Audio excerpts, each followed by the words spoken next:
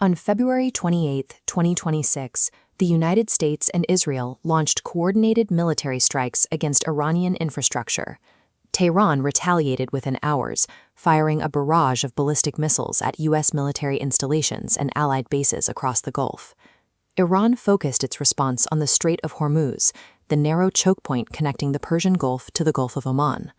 Closing this waterway bottlenecked 20% of globally traded oil, triggering an immediate spike in energy prices that threatened to destabilize global markets. Washington and Tehran lacked the diplomatic infrastructure to manage this crisis directly. Decades of institutional hatred and mistrust, dating back to the 1979 hostage crisis, meant there were no functioning back channels left to stop the escalation. This lack of communication created a vacuum. Without a neutral space to talk, the risk of a wider regional war grew as each military action triggered an automatic, increasingly violent response. The conflict reached a point where military capabilities were no longer the primary danger.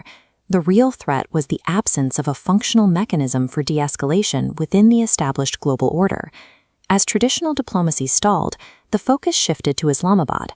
Pakistan stepped into the vacuum, transitioning from a regional bystander to an active mediator. Prime Minister Shehbaz Sharif initiated a rapid diplomatic effort to build a consensus.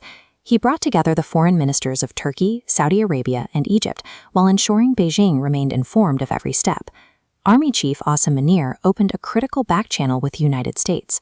Utilizing a direct line to Washington, he pushed for a pause in the airstrikes to give the mediation process room to function. These intense efforts secured a 2-week ceasefire. For the first time in years, the U.S. and Iran agreed to send high-level delegations to a neutral venue for face-to-face negotiations. This breakthrough showed that even entrenched adversaries now required a middle power to provide the physical and political space for dialogue. Pakistan had moved from the sidelines to the center of the crisis. On April 11, 2026, the negotiations began. This marked the most significant direct diplomatic contact between U.S. and Iranian officials in over a decade. The U.S. delegation, led by Vice President J.D. Vance, approached the table with the position that weeks of military strikes had forced Iran into a corner. They expected the talks to result in Iranian compliance. Washington set an absolute condition. Iran had to permanently and verifiably dismantle its nuclear weapons capabilities. The demand was massive, and it came without an offer of immediate sanctions relief. Iranian officials viewed their ability to endure the U.S. strikes as a sign of strength. They refused to dismantle their nuclear infrastructure, offering only temporary limitations in exchange for the immediate lifting of primary sanctions. Iran then introduced its own maximalist demand: sovereign control over the Strait of Hormuz, and the right to collect transit fees from all international vessels passing through the waterway. The U.S. delegation rejected this immediately.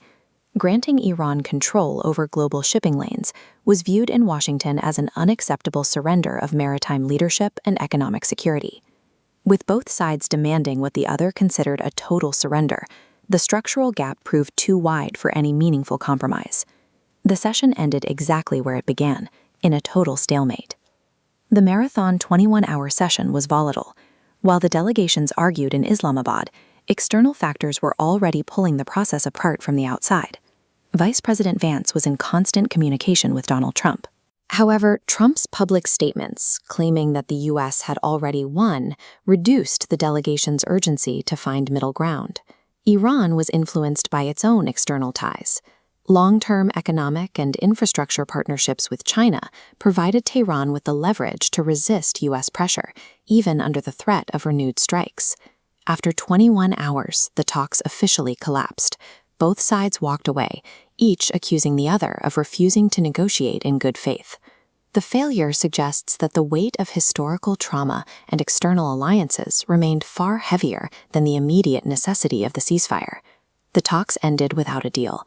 The Strait of Hormuz remains closed, and the ceasefire clock is running down toward a potential resumption of hostilities.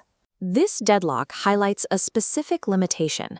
Despite their military and economic reach, the primary actors were unable to resolve the escalation loop on their own without the intervention of a neutral party. Traditional pressure tactics, like the deployment of carrier strike groups, have historically been enough to secure diplomatic outcomes. In this crisis, that military dominance failed to translate into a political settlement. This illustrates a shift toward middle power mediation.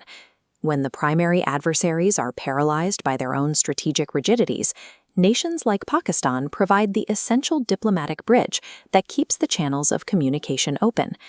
This setup moves the responsibility for regional stability onto a web of intermediaries. These middle powers now provide the necessary diplomatic infrastructure when direct superpower engagement is no longer possible. The deadlock in Islamabad did not deliver peace, but it proved that managing modern conflicts now depends on the mediation of middle powers. These regional actors have become the indispensable brokers in a world where the old rules of escalation no longer apply.